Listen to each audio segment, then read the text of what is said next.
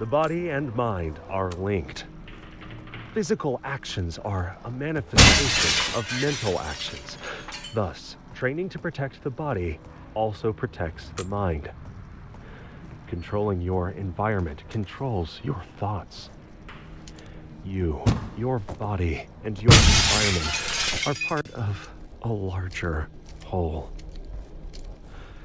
Control your thoughts. Control your body. Control your environment. And control your fate.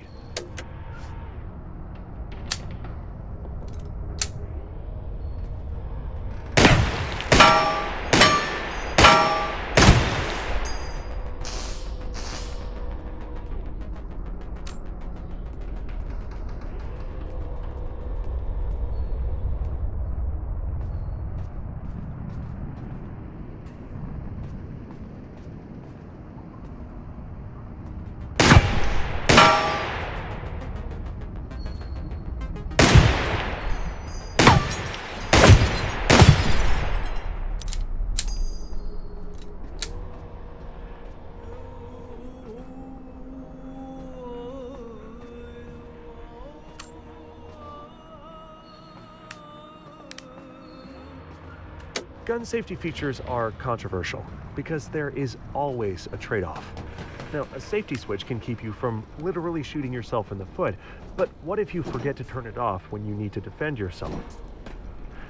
Carrying without a round in the chamber prevents any kind of unintentional discharge, but what if you're ambushed by ninjas and can't rack the slide in time? A magazine safety can protect a novice who thinks guns aren't loaded if the mag well is empty, but could get a special forces operator killed if an enemy surprises them during a tactical reload. Even internal firing pin and drop safeties add more components that could potentially fail. The double action trigger.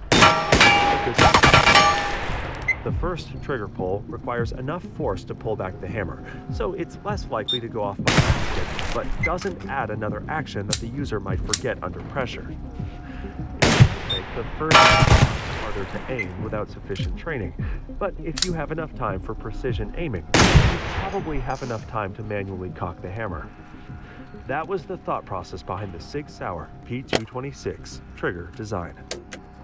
The Navy SEALs were the first to notice a small problem with their new Beretta M9 pistols. Sometimes the slide would explode in their faces. Now, this first occurred on a mission in while they were being resulting in minor injuries. After 2 more injuries like that, the teams had had enough. They didn't mind the cool scars. They only transitioned to sidearms. B, C, and D have already. And the last thing they need at that point is more problems. When the SEALs ask for something, it's wise to say yes, so they were promptly issued a replacement, the Sig Sauer P226.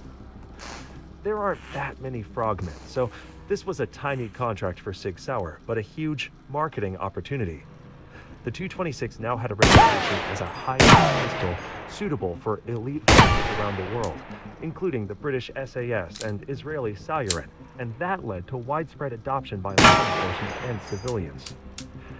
SIG even started selling civilians the custom model that they made for the SEALs, the MK25, which includes extra saltwater resistance and the Navy symbol on the slide. SEAL training not included. When explorers die of dehydration, their water bottles are usually not empty. They were saving their resources for later, when it got really bad. When the threat kills people by suicide, it usually turns out that they never ask their family or friends for help. They were saving them for later. It got really bad. If you are under attack by the threat, ask for help now. There is no later.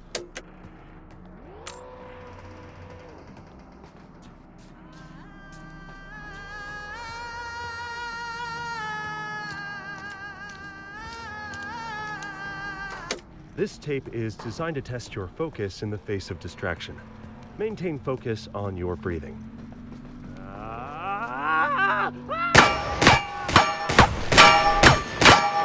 If your attention wandered, that is normal. Just notice that without judgment. Let's try again. Ah! Ah! Ah! Ah!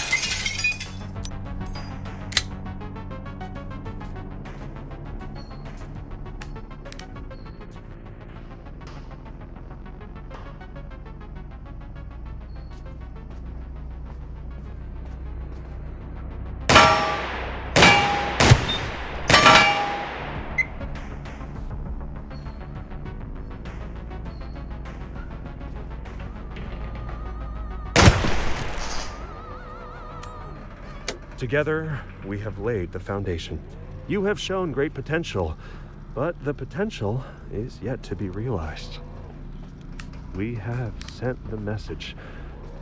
Can you hear it? There is an insidious force moving through your media, weakening the mind and causing widespread dysfunction. We call this the threat. We have developed a technique called Mind Tech to combat this threat. A new set of tapes has been issued to train and prepare you.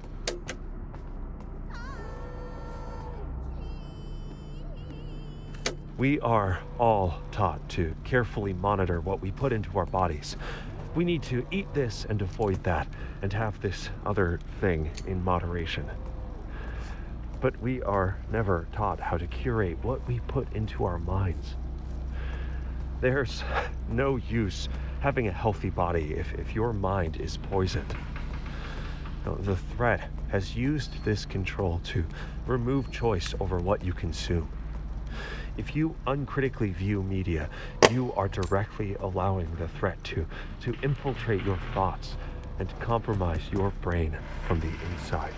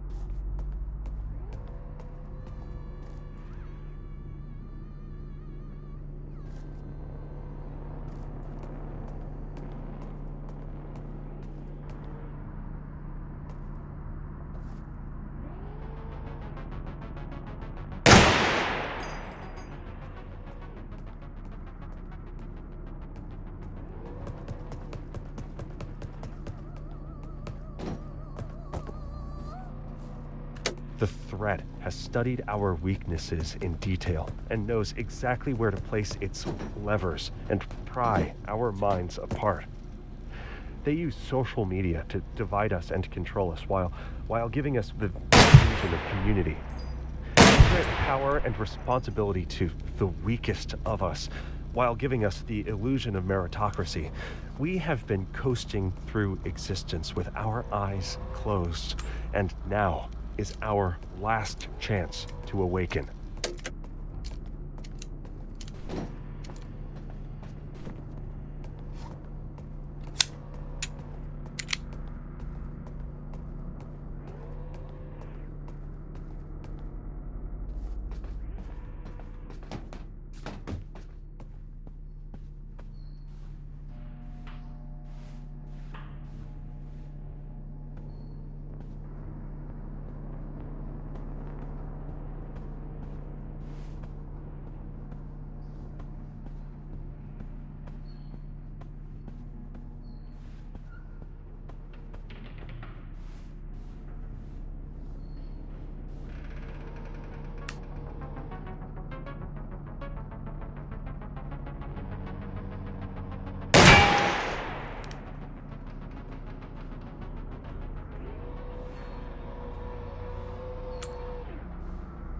The Austrian military was very happy with the Glock 17, but their elite Einsatzkommando Cobra units wanted even more firepower, so they requested a Glock that could fire in fully automatic mode.